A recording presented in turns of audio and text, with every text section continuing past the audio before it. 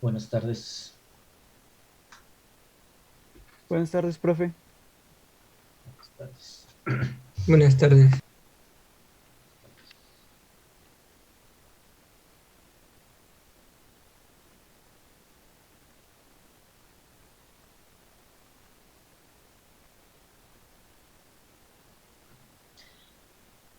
Para diseñar un compensador de adelanto de fase, contamos con dos métodos. Vamos a ver los dos procedimientos. El primero de ellos, que es el que vamos a ver ahorita, es un método que está muy rígido para modificarse posteriormente. Acuérdense que les he dicho que en el proceso de diseño del compensador se hace primero un paso de compensación aplicando la receta, porque son una serie de pasos que hay que seguir.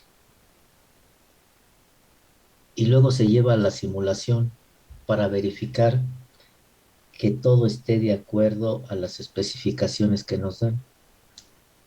Si hay discrepancias críticas, impasables, tenemos que hacer un proceso de ajuste. Ese proceso de ajuste implica desde reubicar la posición del polo y el cero del compensador hasta mover el polo dominante. Nosotros vamos a tener, para explicarme más aquí de una manera gráfica, vamos a tener nuestro plano complejo. Como siempre vamos a compensar para el caso estable,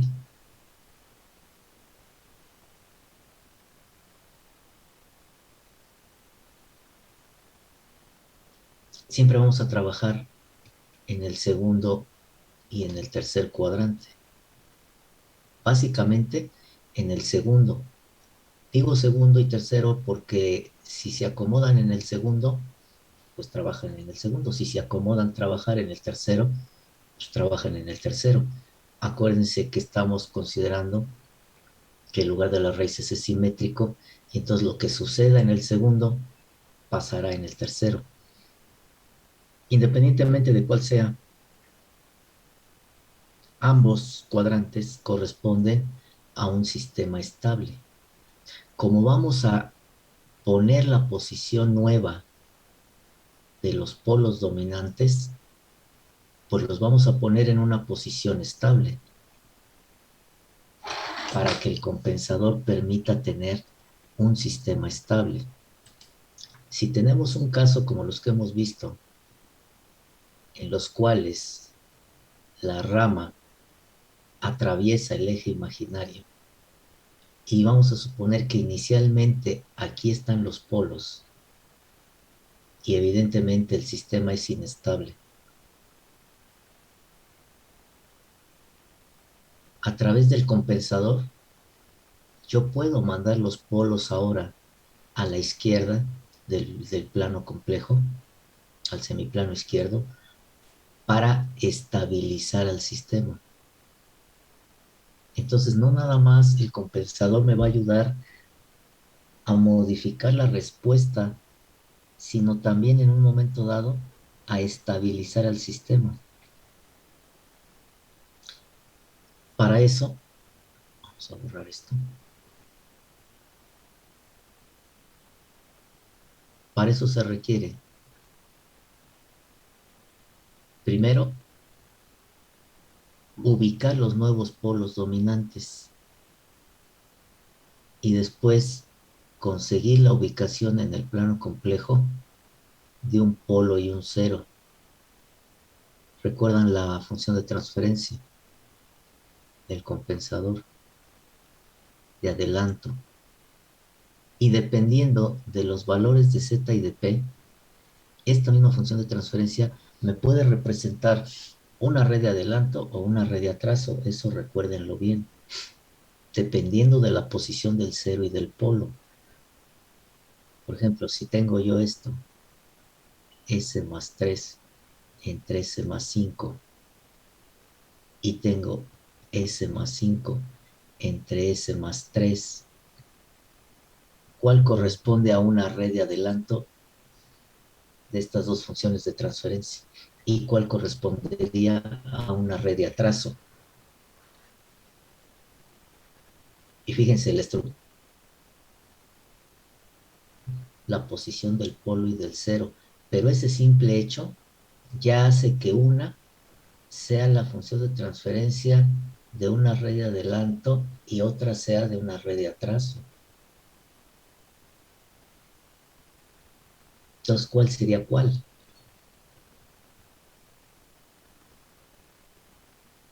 ¿Cuál correspondería a una función de transferencia? Y ahí lo están viendo, ¿no? Ahí lo tienen. Más claro ni el agua. ¿Cuál sería, cuál representa a una red de adelanto, cuál función de transferencia de esas dos? ¿Y cuál representa una red de atraso? El S más 5 en el numerador es la de atraso, ¿no?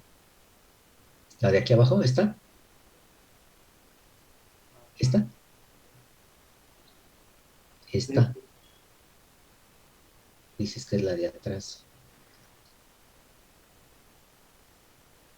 Y esta es la de adelanto, evidentemente, ¿no? Pues no hay otra. ¿Sería así? Pues sí, así sería. Esta la de atraso, esta la de adelanto. Entonces, como estamos hablando de la de adelanto, los estoy poniendo en esta posición, acuérdense. Si yo los cambio de posición, es decir, que yo el polo lo ponga a la derecha del cero, automáticamente ya es una red de atraso. Y en los procesos de diseño, en los procedimientos, me ha llegado a tocar casos en los cuales, según ustedes o algunos de ustedes, están diseñando una red de adelanto, pero encuentran la posición del polo y el cero de una red de atraso.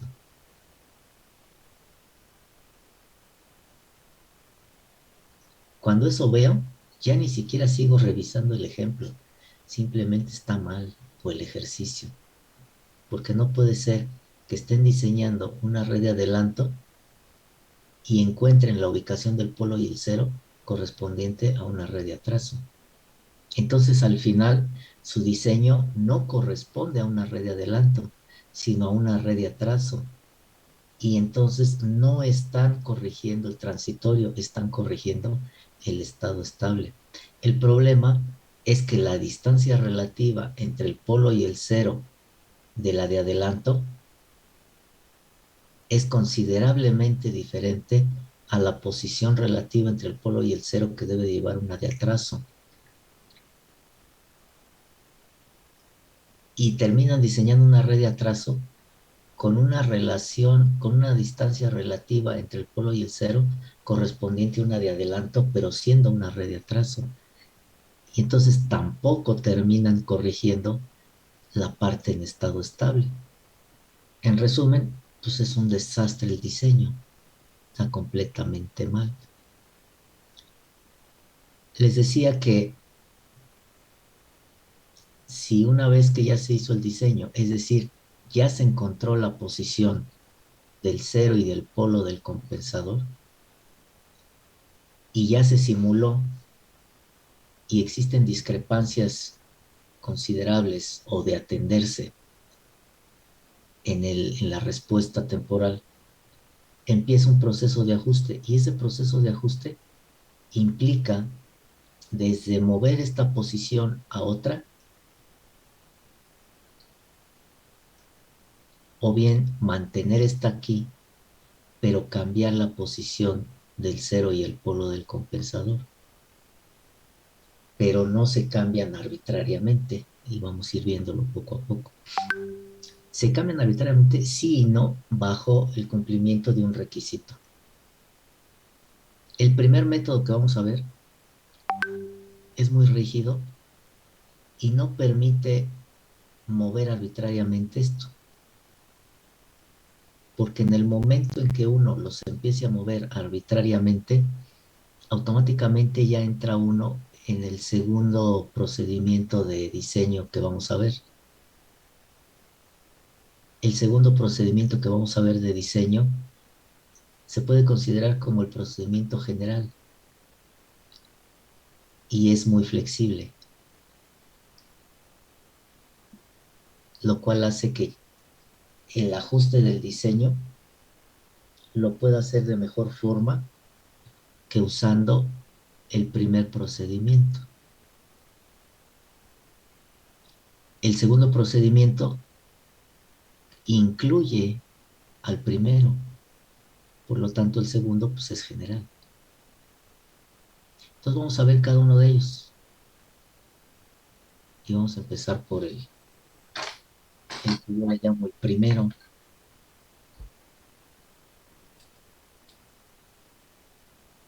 Posteriormente, ahí en el Moodle, les voy a poner el... A ver qué tanto me dicen en el chat. Ah, lo de la... Es que no lo vi a tiempo, perdón. ¿A cuál correspondía cada una de ellas, no? Es que aquí el Zoom me oculta, el cintillo con las opciones de seguridad, desactivar audio, y dentro de ellas viene el chat. Entonces, como me las esconde, a veces hasta que las vuelve a mostrar cuando generan una respuesta en el chat, una intervención, lo llega a mostrar, luego se oculta. Entonces, por eso no lo veo luego a tiempo. No es que no lo quiera ver. Y cuando ya está habilitado, pues ahí veo que hay intervenciones y entonces cuando ya consulto el chat. En el Moodle les voy a poner un documento PDF con las características, con el procedimiento de diseño. No obstante, voy a ver si se los puedo pasar ahorita aquí a través del chat. El primero, el que vamos a ver ahorita.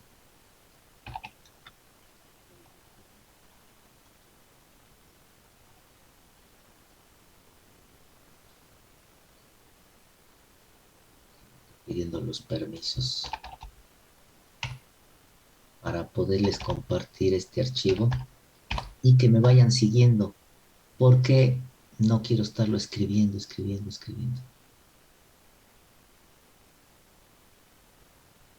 Dice que son incorrectos. ¿Cómo van a ser incorrectos?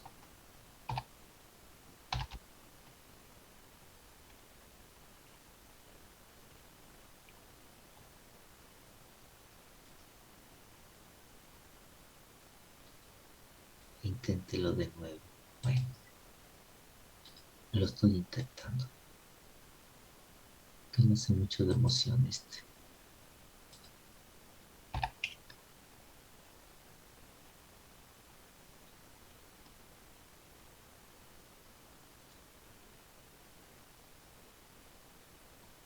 Es que me está pidiendo otra cosa.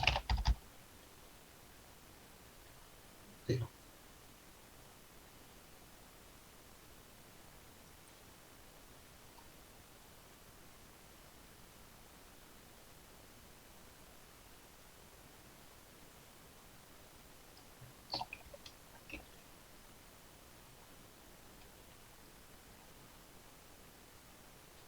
es que la hace muy cansada para compartir información. De todos modos, yo se los voy a poner ahorita aquí el PDF, pero pues sí me interesa que lo tengan ustedes para que no haya problemas. Ahora sí, ahora sí. El que me pedía una cuenta y le estaba dando otra que no era.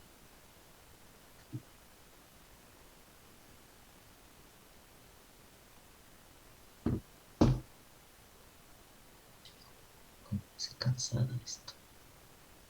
Bueno, les proyecto la información.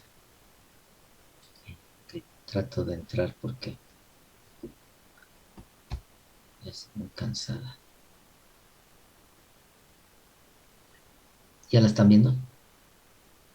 Creo que ya, ¿no? Este es el que les pretendía pasar ahorita a través del chat, pero que la hace muy cansada el Zoom para compartir. ¿No será mejor pasarlo por WhatsApp, profe? A ver, déjenme ver. Déjenme cerrar todo esto. Es que la otra vez no funcionaba, ¿verdad? Creo que sí sería más conveniente.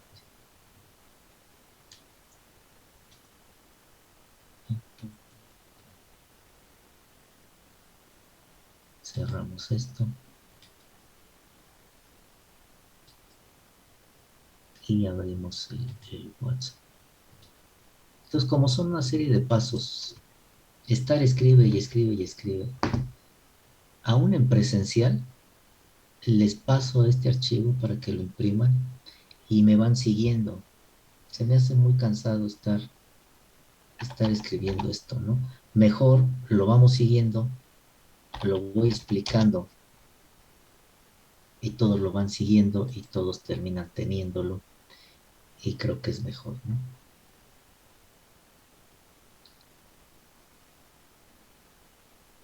Fíjense, se me olvidó de que tenemos el grupo.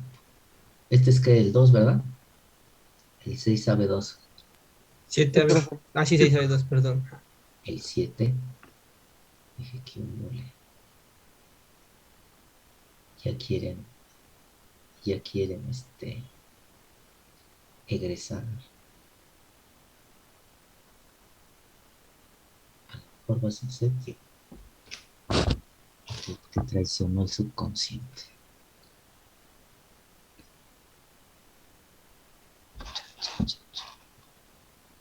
Creo que ya entramos al WhatsApp. El archivo lo tengo en la computadora, entonces en lo que este es el 2, vamos a buscar el documento. Acá, acá está aquí, aquí.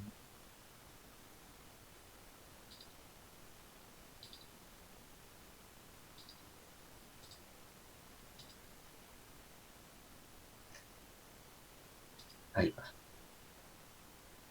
Ya llegó.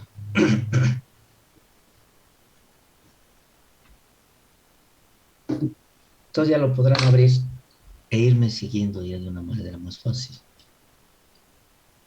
Pasos para el diseño de un compensador de adelanto de fase. Podrán ver que son 7 pasos. 1. Con las especificaciones que nos van a dar, vamos a tener que determinar la ubicación de los polos dominantes. Como es una red de adelanto, me tienen que dar características de la respuesta transitoria, ya sea sobre tiro, tiempo pico, tiempo de establecimiento, tiempo de subida. Y en función de estos valores que me den, yo debo de encontrar el polo dominante, SD, para poderlo ubicar en el plano complejo. 2. Se traza el lugar de las raíces del sistema sin compensar. Eso es obvio. A estas alturas todavía no hemos encontrado la posición del polo y el cero del compensador. Por lo tanto, lo único con lo que contamos pues es el sistema sin compensar. Y se verifica si por el polo dominante pasa una rama. Ahora, aquí podemos darnos cuenta que no es necesario trazar el lugar de las raíces. ¿Cómo puedo saber si un punto en el plano complejo forma parte del lugar de las raíces de un sistema en particular. Por el criterio de ángulo, ¿no? Por el criterio de ángulo, Ujú. exactamente. Entonces, yo aquí con las especificaciones de desempeño o de diseño, encuentro la posición del punto SD, del polo dominante, o de diseño, o de desempeño. Y le aplico el criterio de ángulo, porque voy a conocer la función de transferencia del sistema. Entonces voy a conocer los polos y los ceros del lazo abierto, los cuales ubico acá, conozco el polo dominante y le mido los ángulos y verifico si forma parte o no del lugar de las raíces. Y ya no tengo la necesidad de aplicar las reglas de Evans, que esto lo haría muy tardado el procedimiento. Ahora, si se verifica que en el polo dominante que cumple las especificaciones dadas forma parte del lugar de las raíces, el diseño se concreta a un compensador por factor de ganancia, simple y llanamente. Calculamos K con el criterio de magnitud y ya, se acabó. Así estaríamos compensando. Pero si resulta que el polo dominante no forma parte del lugar de las raíces, queda fuera de la rama, es decir, no satisface el criterio de ángulo, quiere decir que no es posible compensar con una pura ganancia. Y tenemos que usar una red de adelanto de fase. Ese es el criterio que nos va a decir cuándo necesitamos una red de adelanto de fase. Cuando el polo dominante no se ubica en alguna rama del lugar de las raíces. Cuando el polo dominante, cuando el punto SD no forma parte del lugar de las raíces. Este es el criterio base para dictaminar que no se puede compensar usando nada más una ganancia, sino que se requiere una red de compensación. Entonces, cuando ustedes, y aquí viene de alguna forma la justificación de que en el punto 2, en lugar de trazar el lugar de las raíces, mejor le aplico el criterio de ángulo, porque fíjense, en el punto 3 dice lo siguiente: tú vas a calcular la posición del polo dominante con las especificaciones de desempeño. Lo ubicas en el plano complejo. Verificas que forme parte del lugar de las raíces. En nuestro caso, en lugar de las raíces, vamos a usar el criterio de ángulo. ¿Por qué? Porque en el punto 3 lo vamos a tener que aplicar nuevamente. Y resulta que el criterio de ángulo me da 230 grados. 230 sabemos que no es un múltiplo impar de 180. Sin embargo, para que este punto forme parte del lugar de las raíces, ¿cuánto falta en ángulo para que cumpla con el criterio de ángulo? Pues es esto que estamos viendo aquí. Y le llamamos la contribución angular del compensador. Es decir, un punto, un polo dominante que no forma parte del lugar de las raíces, pero necesitamos que por ahí pase el lugar de las raíces, el compensador necesita introducir al sistema la cantidad angular que le falta a ese punto para que satisfaga con el criterio de ángulo, para que satisfaga al criterio de ángulo. Si el criterio de ángulo me da 230, ¿cuánta contribución angular necesita introducir el compensador? Aquí le estoy usando valores absolutos porque estoy calculando ángulos correspondientes al primer cuadrante, pero que yo los voy a referir al segundo cuadrante. Si no le pongo esos valores absolutos, se me hace un relajo. Tendría que usar y considerar los signos apropiados de acuerdo al cuadrante para omitir esos valores absolutos. Entonces, a 180 le quito 230. En valor absoluto son 50 grados. 50 grados le faltan a este punto para que cumpla el criterio de ángulo. 50 grados van a tener que tiene que aportar el compensador para que este punto ya cumpla con el criterio de ángulo. Y ahora, en lugar de las raíces, una vez que se conecte el compensador, va a sufrir una deformación en la geometría tal que va a pasar por el punto dominante, por el polo dominante. Inicialmente, digamos que estaba por acá. Al momento de conectarle el compensador, el cual está introduciendo 50 grados, como voy a tener un cero y un polo, estos dos introducen en su conjunto 50 grados, más los que ya tiene el sistema, le aplico el criterio de ángulo y ya lo va a cumplir. Grafico y me doy cuenta que la rama ya no va como iba antes, sino que ahora cambia de trayectoria y pasa por el polo dominante. Este es el criterio importantísimo. Calcular la contribución angular del compensador. Lo que el compensador va a tener que introducir al sistema para que el polo dominante forme parte del lugar de las raíces. Y la ecuación de arriba, esta, pues no es otra cosa más que el criterio de ángulo. ¿Sí?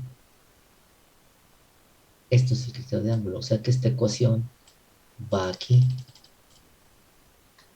pero lo puedo hacer por separado, no hay ningún problema. ¿Cómo le hacemos para que ese compensador introduzca los 50 grados? Bueno, pues ese es el procedimiento de diseño. Voy a tener lo siguiente. Voy a tener mi plano complejo.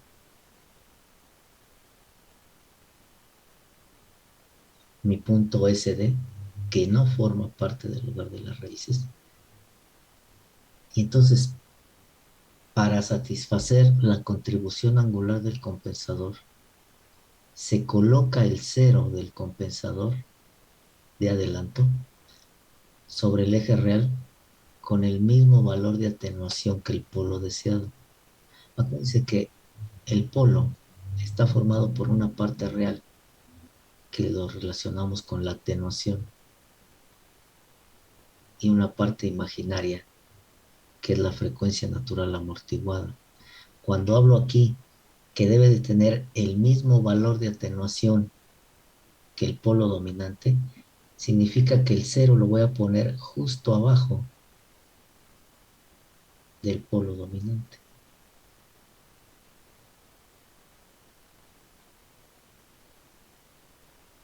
Y si yo aplico el criterio de ángulo, ¿con cuánto está contribuyendo este cero? Con 90 grados. ¿Con cuánto tiene que contribuir el polo para que en su conjunto me dé los 50 grados que me hacen falta? En nuestro caso hipotético. Si sabemos nosotros del criterio de ángulo que está aquí arriba, que el criterio de ángulo es la contribución del cero menos la contribución del polo, entonces tengo esta ecuacioncita. Los 90 grados que está contribuyendo el cero menos la contribución angular del compensador me va a dar la contribución angular del polo del compensador. Entonces, en este caso, Y por eso también pongo valores absolutos para que me dé el resultado, de lo contrario no me da. A 90 le quito 50, 40 grados. 40 grados tiene que introducir el cero del compensador, perdón, el polo del compensador, para que en su conjunto me dé los 50 grados. Si uno está aportando 90 menos 50, que es el criterio de ángulo que está acá arriba, 90 menos 50 me da 40, perdón,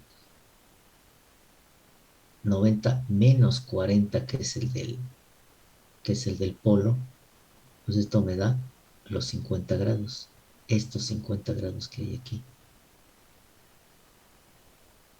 De tal manera que cuando yo agregue los otros polos y ceros de la planta, que no han cambiado su posición, y aplique ya en su conjunto planta más compensador, este punto ya va a cumplir con el criterio de ángulo. Entonces, el compensador tuvo que introducir 50 grados para que el lugar de las raíces pase por aquí. ¿Y por qué queremos que pase por ahí en lugar de las raíces? Porque queremos que este polo dominante sea un polo de lazo cerrado del sistema. Y finalmente se calcula el valor de la ganancia acá. Como ya el punto forma parte del lugar de las raíces, ya le puedo aplicar el criterio de magnitud y ya puedo calcular la ganancia acá. De tal manera que mi sistema me va a quedar con la ganancia acá correspondiente al amplificador en serie con la red de adelanto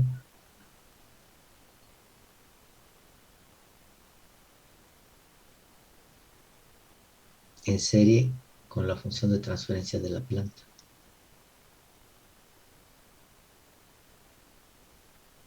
Y con los valores que obtenga,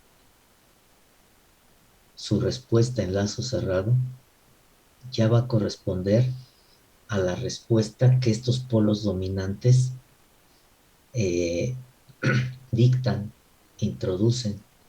¿Y cuál va a ser la respuesta? Los parámetros de diseño que nos dieron. Acuérdense, el polo dominante está ubicado en función a que cumple con las especificaciones de desempeño o satisface las especificaciones de desempeño. Y así de fácil es. Se calcula la ganancia K del sistema compensado y posteriormente se calcula la constante de error. Este punto último, se calcula la constante de error, solamente que me estén dando información del estado estable.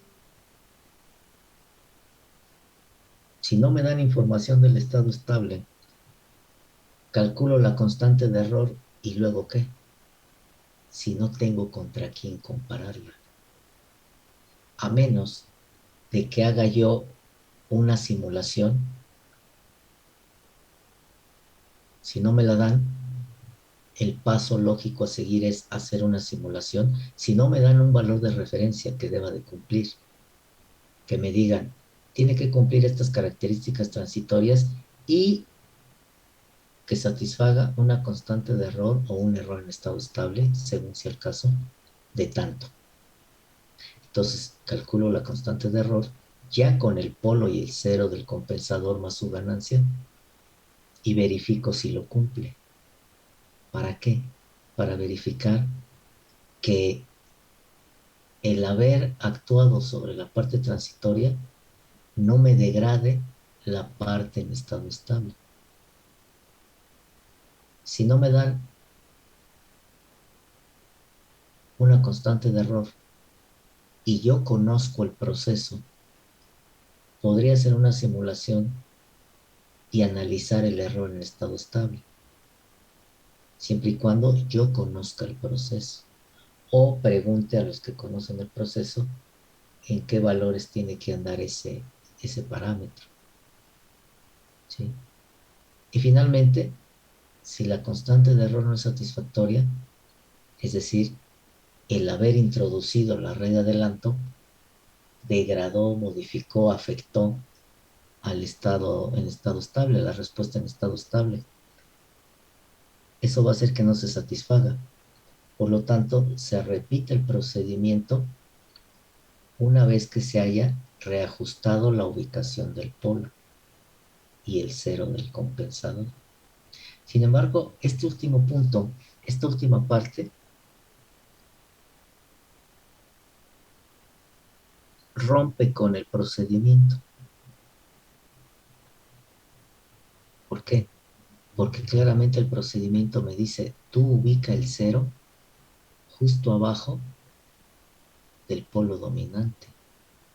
Y si ahora yo voy a poder mover la posición del polo y el cero, ya no poniéndola abajo, ya estoy rompiendo con el procedimiento y estoy cayendo al segundo procedimiento. Pero fíjense aquí lo importante, conservando en todo momento la contribución angular del compensador. Estos 50 grados de este ejemplo hipotético, yo los puedo conseguir de muchas maneras, en muchas posiciones distintas entre el polo y el cero.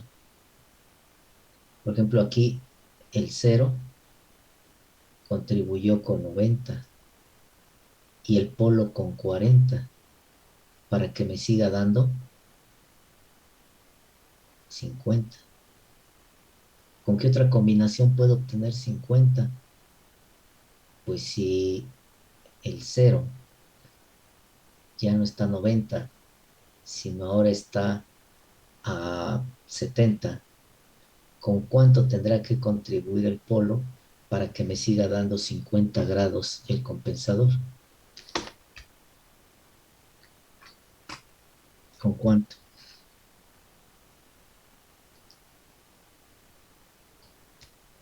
Con 20 20, ¿no? grados, ¿no? Ujú. Con 20 grados. Y me sigue dando el compensador, me sigue aportando 50 grados. O inclusive, si el cero ahora contribuye con 120 grados, ¿con cuánto va a tener que aportar el polo?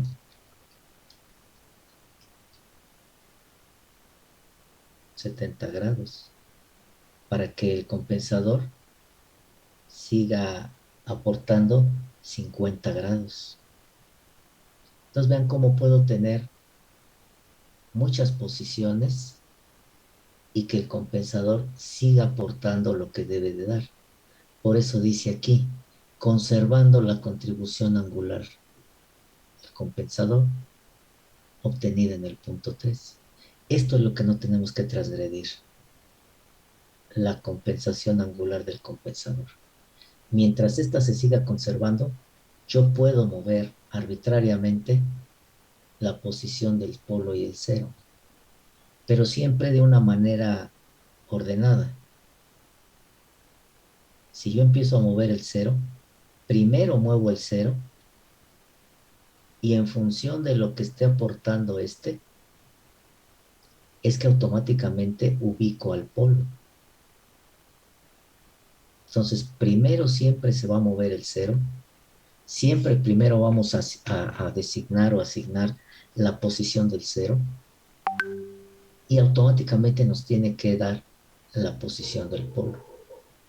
En estos casos, si yo el cero lo muevo respecto al punto SD, aquí tengo el punto SD, para que ahora el cero me dé 70 grados, si inicialmente estaba aquí, pues lo debo de mover a la izquierda para que me pueda dar los 70 grados. Y ya que puse en la posición que me da los 70 grados el cero, sé que el polo tiene que dar 20 grados. Entonces trazo una línea aquí para que con el eje real me dé 20 grados y automáticamente queda ubicada la posición del polo. En el caso de los 120 grados,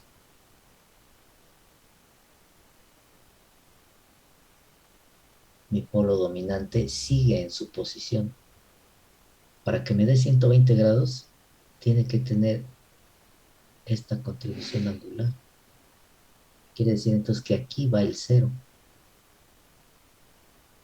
Y el polo me tiene que dar 70 grados.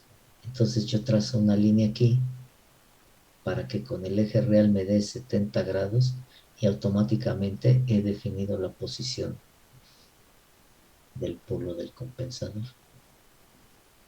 Siempre, siempre, tanto en la red de atraso como de adelanto, como de trazo adelanto, siempre se ubica primero el cero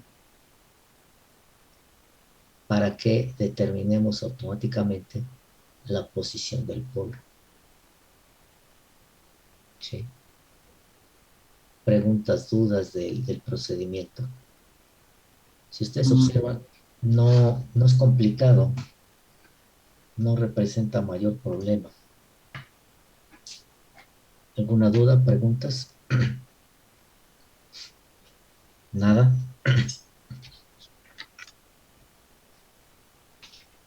Vamos a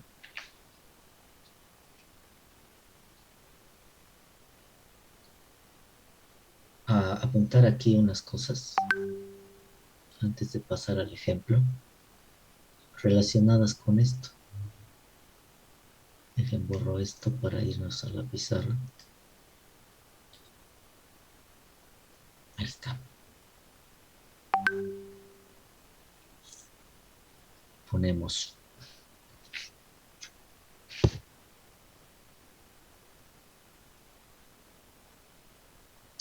para, bueno, aquí le ponemos diseño del compensador de adelanto.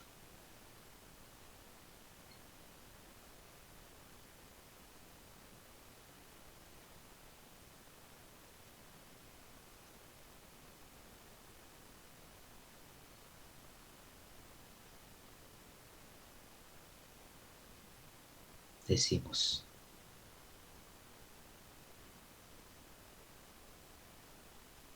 para una contribución angular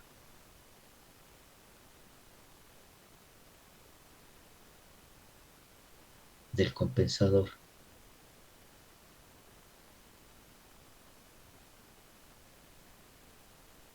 no existe una ubicación única, es lo que hablábamos ahorita, para el polo y el cero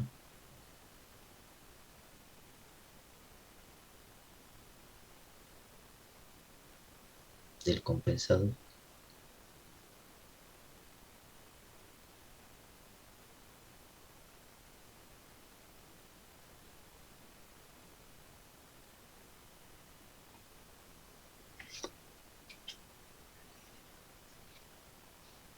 Desde el punto de vista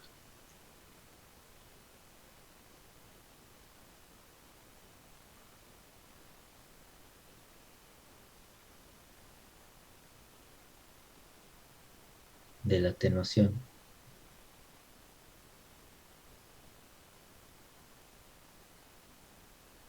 de la red de adelanto,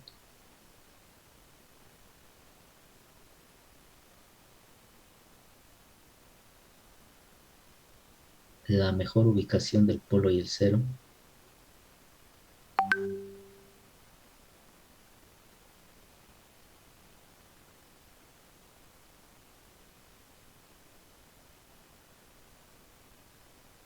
es aquella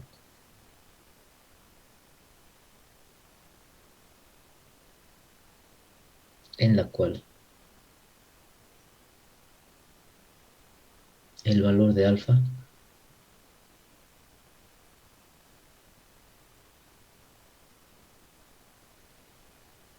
sea máximo.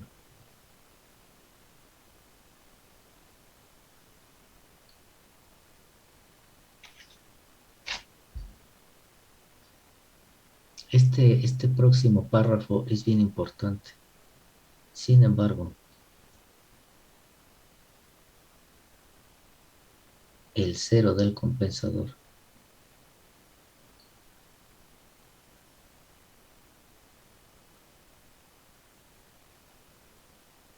no debe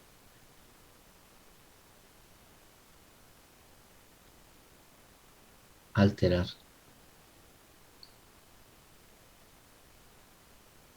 la dominancia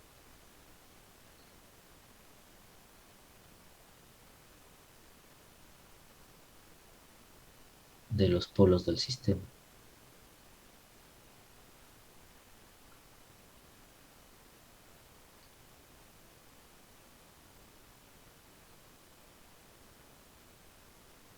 Esto es importante. Muchas veces, si no nos fijamos en esto, puede ser que desde el principio el diseño me dé la posición del cero, sobre todo aplicando el segundo método. Me dé la posición del cero en un punto tal que interfiere con la dominancia de los polos. Y quien debe de llevar la dominancia es los polos del sistema. Ese sigue siendo el sistema. Y el intervenir la dominancia del sistema hace que no se cumplan las especificaciones de desempeño. Tenemos que percatarnos de eso para que cuando se dé esa situación corrijamos cuanto antes la posición del cero y ya no intervenga en la dominancia de los polos. Es importante mencionar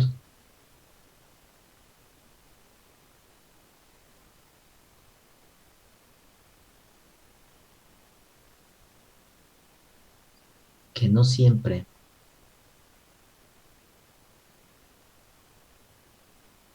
es posible obtener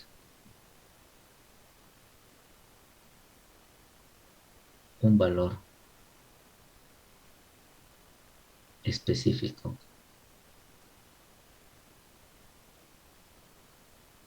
de la constante de error.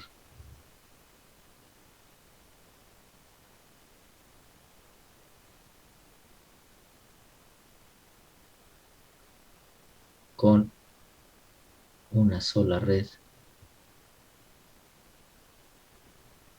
de compensación de adelanto.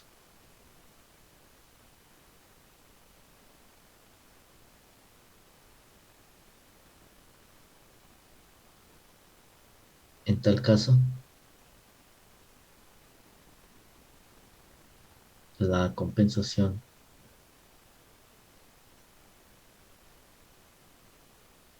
de adelanto punto. En tal caso, la compensación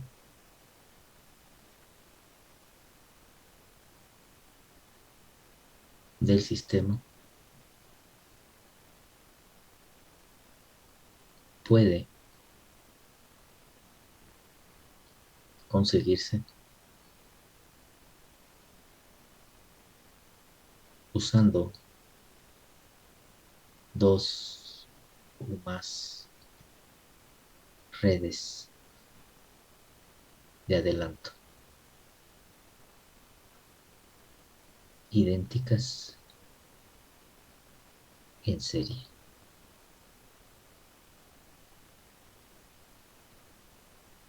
Este párrafo, como lo menciona ahí,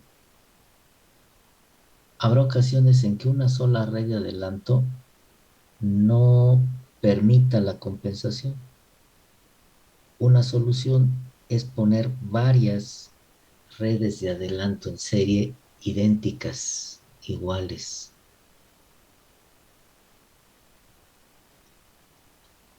En el caso de nuestros 50 grados que el compensador debe de introducir, si se decide usar una red, esa red va a introducir 50 grados. Si se decide usar dos redes, cada una va a introducir 25 grados para que en su conjunto sean los 50 grados. Si se decide que van a ser tres redes de compensación en serie, entonces cada una debe de proporcionar que 16.6 grados. prox.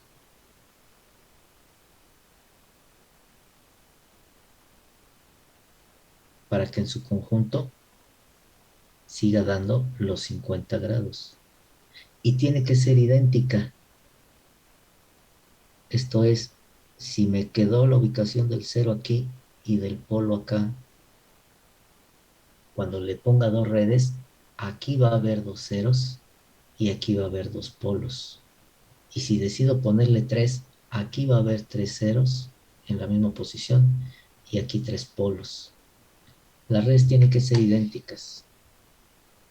¿Por qué? Porque no hay un criterio para decir, pues esta que introduzca 20, esta 20 y esta 10, para que me siga dando 50. Y alguien podrá decir, bueno, ¿y por qué no esta 5, esta 35 y esta 10? Y así pueden hacer un montón de combinaciones y que siga dando 50. Esto implicaría también tener posiciones distintas de los polos y ceros.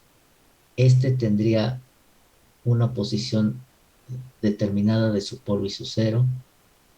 Este, si tiene otra contribución de un ángulo distinto, tendría otra posición de su polo y su cero, y lo mismo con este. ¿Qué pasaría ahí? Pues que los efectos dinámicos se podrían empezar a anular. Si yo tengo aquí un cero, un polo, y luego aquí viene el otro cero y el otro polo de estas dos redes, por ejemplo, aquí se están anulando sus efectos dinámicos o se están abatiendo fuertemente y el efecto de las dos redes ya deja de funcionar. Prácticamente tendría una sola red con este cero y este polo. Por eso se ponen idénticas, porque en primera no hay un criterio para definir la combinación de aportación angular que cada red debería de tener. Y en segunda, porque podemos caer en esta situación muy fácilmente, dado que todos los polos y ceros se van a ubicar sobre el eje real.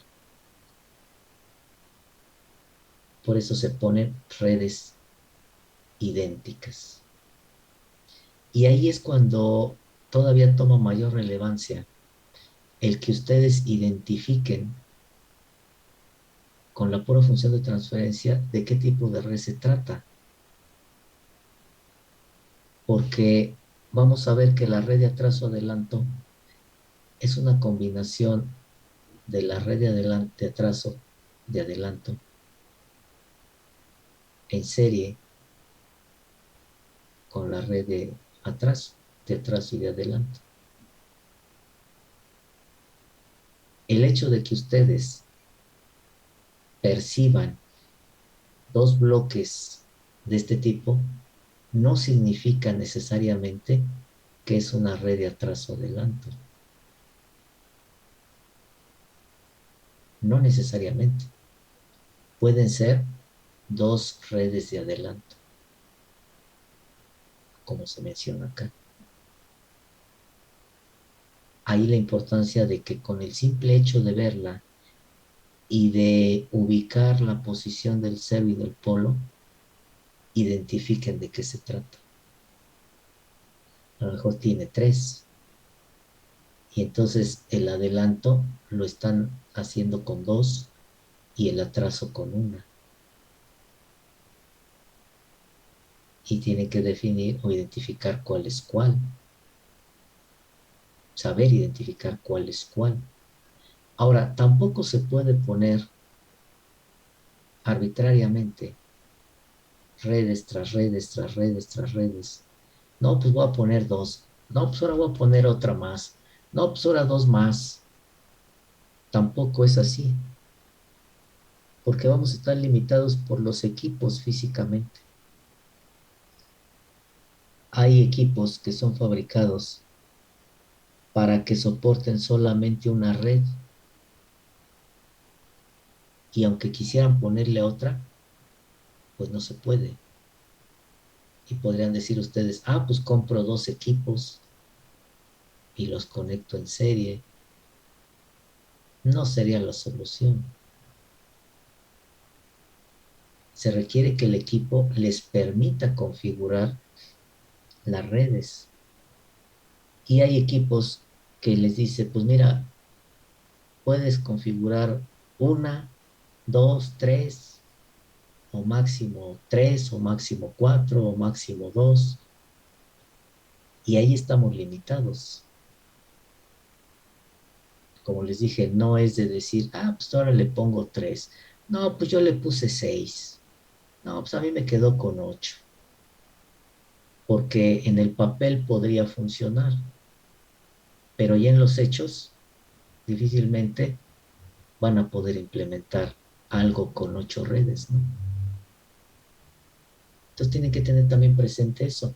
De ahí la importancia a ese trabajo que les dije, que les dejo opcional de buscar fabricantes, de buscar equipos, que ahorita pues desde internet se puede hacer, ya no andar buscando o acudiendo a fábricas, ¿no? Desde internet pueden hacer esa investigación documental, descargar catálogos, manuales, trípticos y estudiar la información técnica de cada equipo para que vayan viendo cómo es que algunos equipos permiten un determinado número de redes y otros no. Hasta qué rangos de valores se pueden usar o se pueden configurar los valores de las redes, y fuera de ese rango, pues ya no hay manera, ¿no? Entonces no olviden que cuando están haciendo un trabajo de ingeniería con la finalidad de ser usado,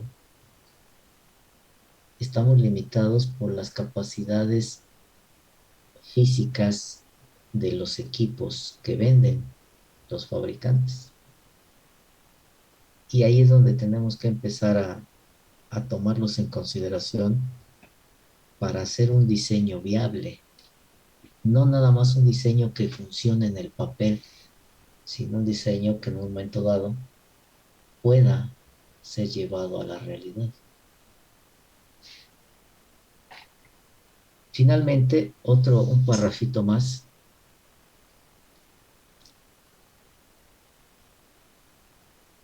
Antes de pasar al ejemplo, dice así: el diseñador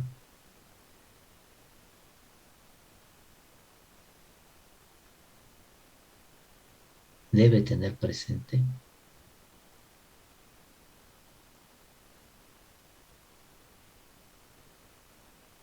que la respuesta del sistema compensado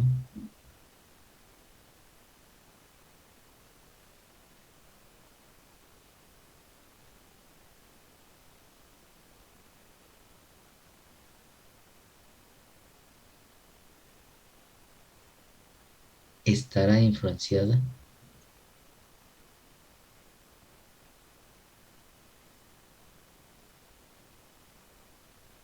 por los polos y ceros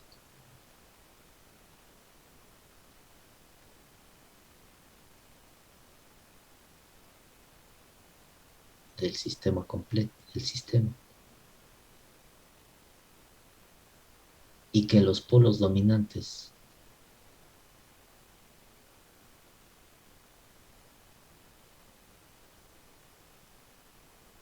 por sí mismos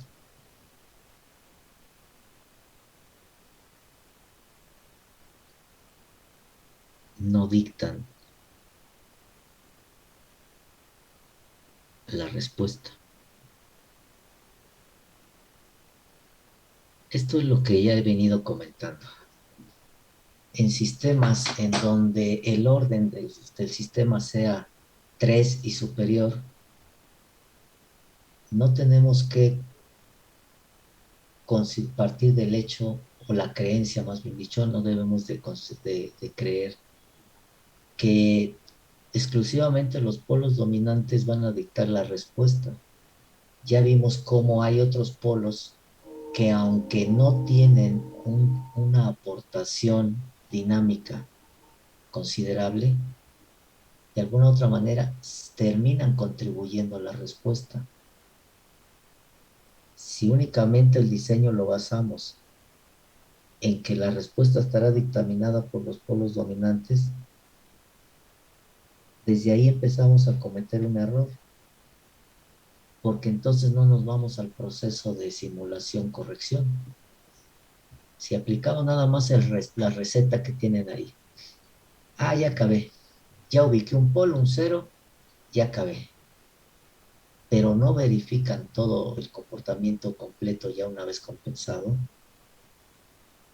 es porque estarían ustedes considerando nada más que los polos dominantes dictan la respuesta. La realidad es que no es así. Sí aportan mucho a la dinámica, pero el resto de polos también están aportando su parte.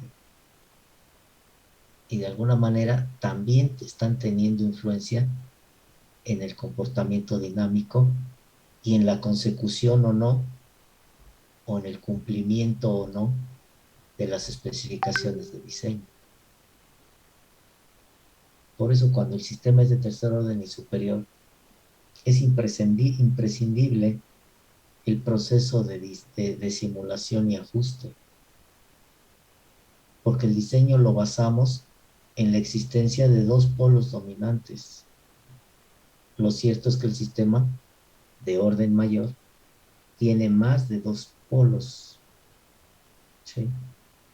Entonces ahí deben de tener eso en consideración para el momento de que tengan que hacer algo, ¿no? Preguntas, dudas. Entonces ahora sí vamos a ver el ejemplo. Ejemplo.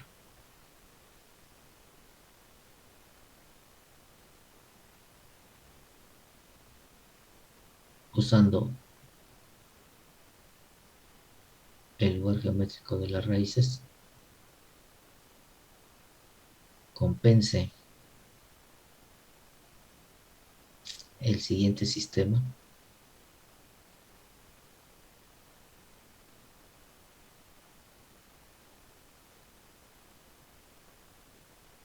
Tal que los polos dominantes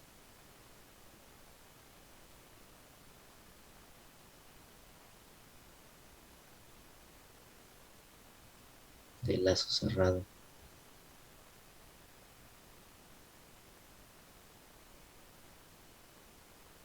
tengan una frecuencia natural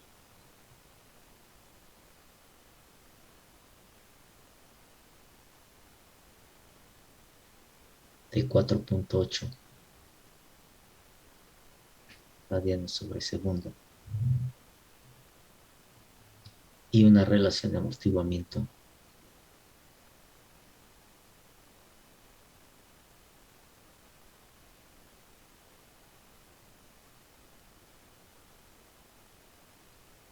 de 0.65.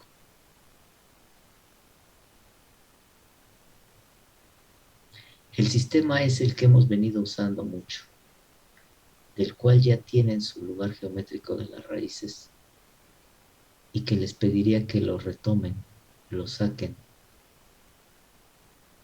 porque lo vamos a requerir.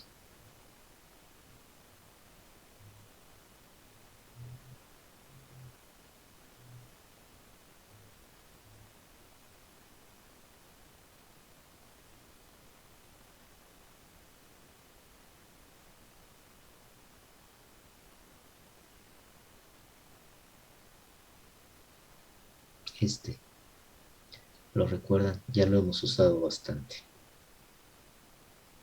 Solución. ¿Qué es lo primero que hay que hacer?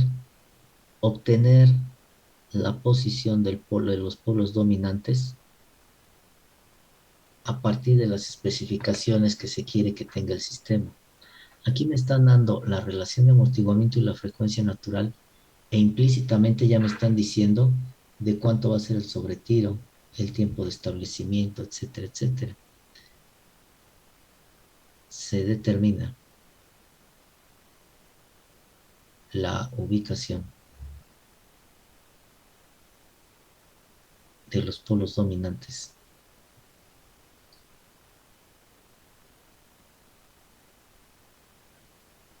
que cumplan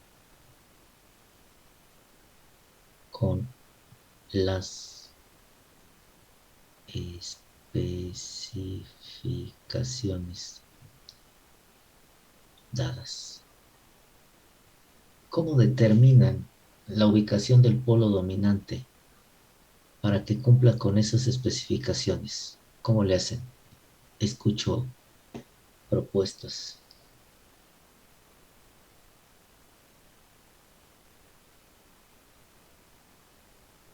¿Cómo le hacen para determinar esa posición?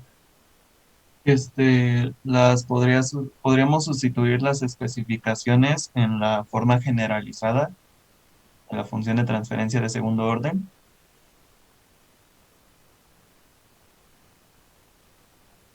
Y luego, factorizar el denominador y graficar esos polos. podría ser, pero sí, en este caso se podría por la función de transferencia que tenemos.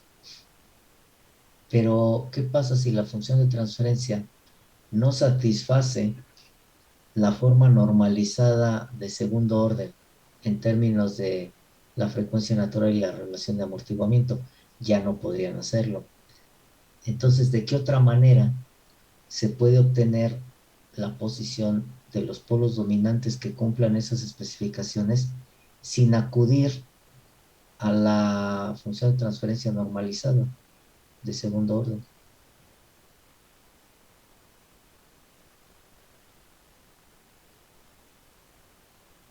No es que esté mal, pero no quiero acostumbrarlos a eso porque siempre se van a querer ir por ese camino.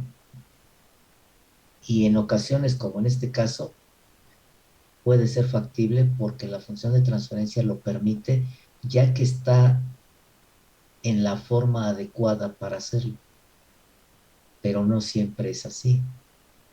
Y se quedan tan acostumbrados que a mí me ha tocado grupos en los cuales la función de transferencia es de tercer orden, de cuarto orden, y aún así aplican la de la función de transferencia normalizada, cuando ni siquiera en orden cumple con los requisitos, mucho menos en la estructura, y forzan el problema o la solución a ese tipo de función de transferencia, y evidentemente pues está mal, no les da el resultado. ¿De qué otra manera lo pueden obtener la posición de los polos dominantes que cumplan con esas especificaciones? Pues la parte de la atenuación sería la multiplicación de la frecuencia natural por el amortiguamiento, el coeficiente de amortiguamiento, ¿no? Ajá, Y la otra parte pues es con la fórmula de la frecuencia natural por la raíz de uno menos el coeficiente de amortiguamiento al cuadrado, ¿no? exactamente. Y de esa manera lo podrán hacer independientemente del tipo de función de transferencia que tengan. Entonces decimos, SD es igual a sigma más J omega D, donde sigma es igual a la relación de amortiguamiento por la frecuencia natural, y la frecuencia natural amortiguada es la frecuencia natural por la raíz cuadrada de uno menos la relación de amortiguamiento al cuadrado. Por lo tanto, ¿en dónde les da la posición del polo SD? ¿En qué posición les da? Sería menos 3.12 más 3.64. Más J 3.64. Aunque el producto de la relación de amortiguamiento por la frecuencia natural les da positivo, nosotros arbitrariamente le ponemos el signo menos por lo que les dije hace rato. Siempre vamos a compensar para el caso estable. Si no le pongo el signo, entonces me queda acá. Saquen su lugar geométrico de las raíces que hicieron para esta función de transferencia, que ya lo tienen bien hecho en papel y trazado y escalado, y ubiquen su punto SD y díganme si es posible compensar por factor de ganancia.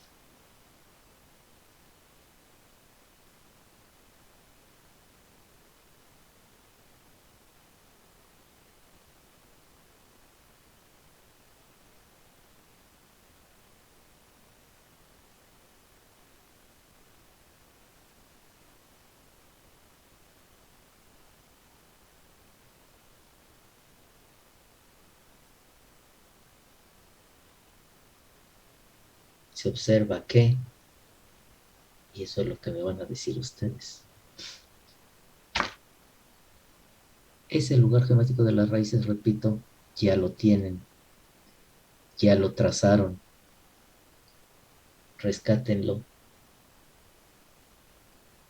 ubiquen el polo dominante calculado y díganme si es factible compensar por factor de ganancia. No, ¿Por qué? porque ese punto SD está lejos de el lugar geométrico. No, Está no está fuera. dentro, está fuera, ajá. Exactamente. Este punto no forma parte del lugar de las raíces. Simplemente recuerden que tenían esto. Y sí, me quedó muy feo. Y esto está en un valor constante de 2. Vamos a usar líneas esta herramienta.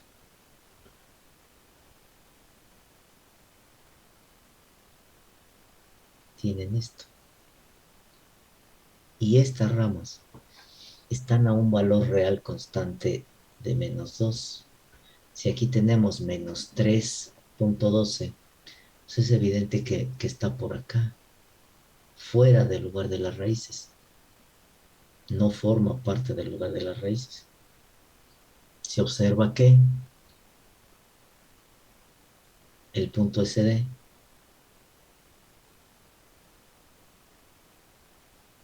no forma parte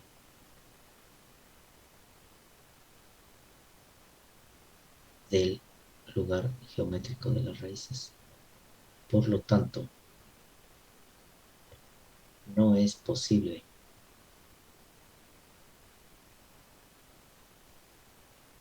compensar por factor de ganancia.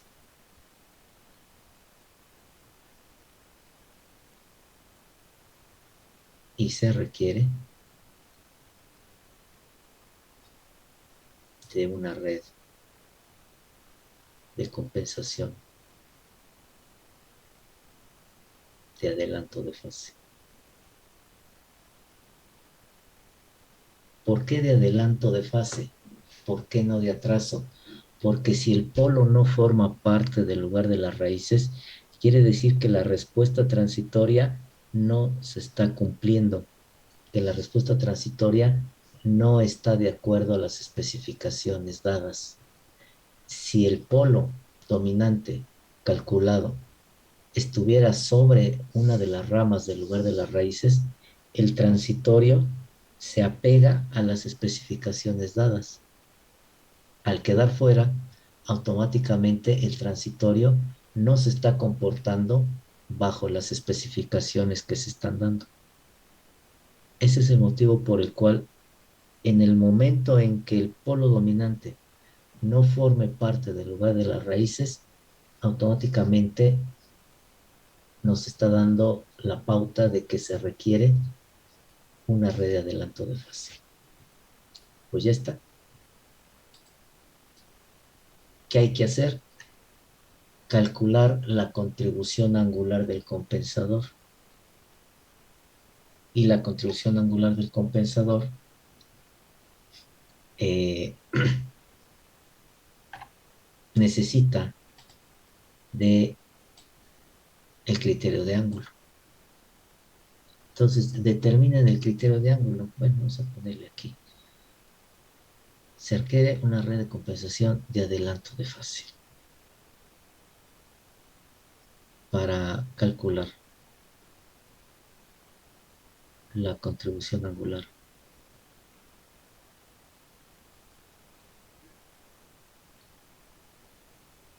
Del compensador. Hay que aplicar o hay que usar la ecuación siguiente. El valor absoluto de la compensación, de la contribución angular del compensador respecto al punto SD es igual a 180 menos el valor absoluto del criterio de ángulo respecto al punto SD. Obtengan el criterio de ángulo respecto al punto SD a los polos dominantes y díganme de cuánto les da. Donde el valor absoluto del criterio de ángulo respecto al punto SD es igual a cuánto. A ver, determinen la contribución angular, perdón, obtengan el criterio de ángulo respecto al punto SD y díganme de cuánto es.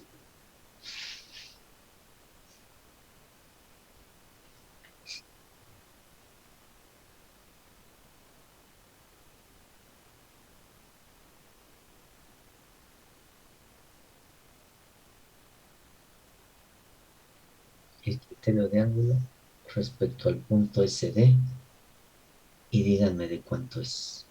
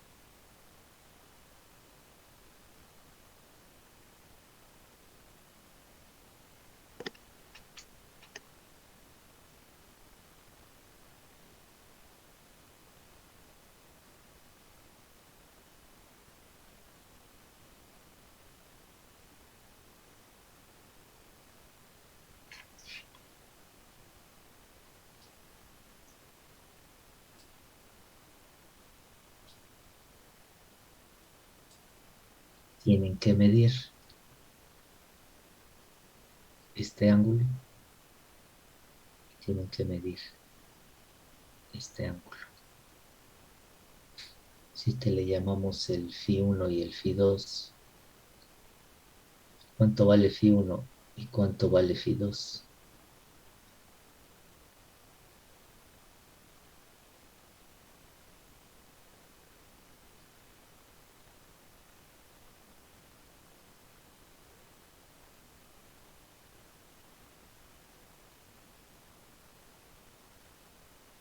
¿Cuánto vale cada uno de esos ángulos?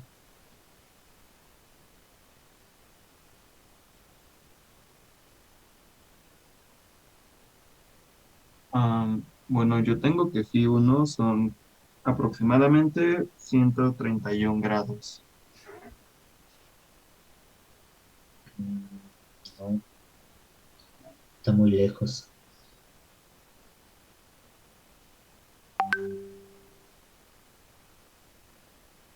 Yo tengo que es 120. Sí, sí, sí. 120. y Phi2.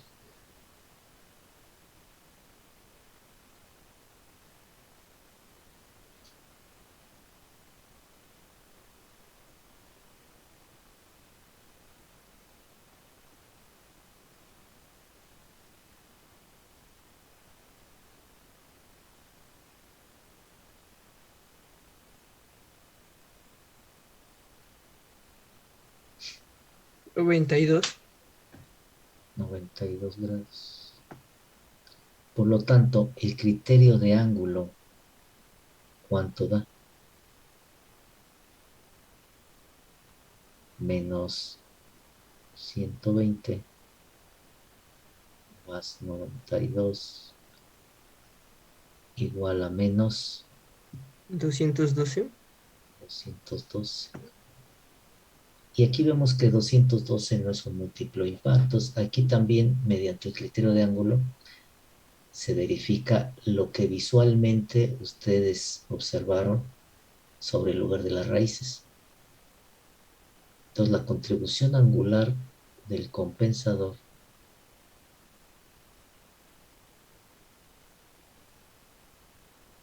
(180 menos valor absoluto de menos 212). ¿Cuánto les da eso?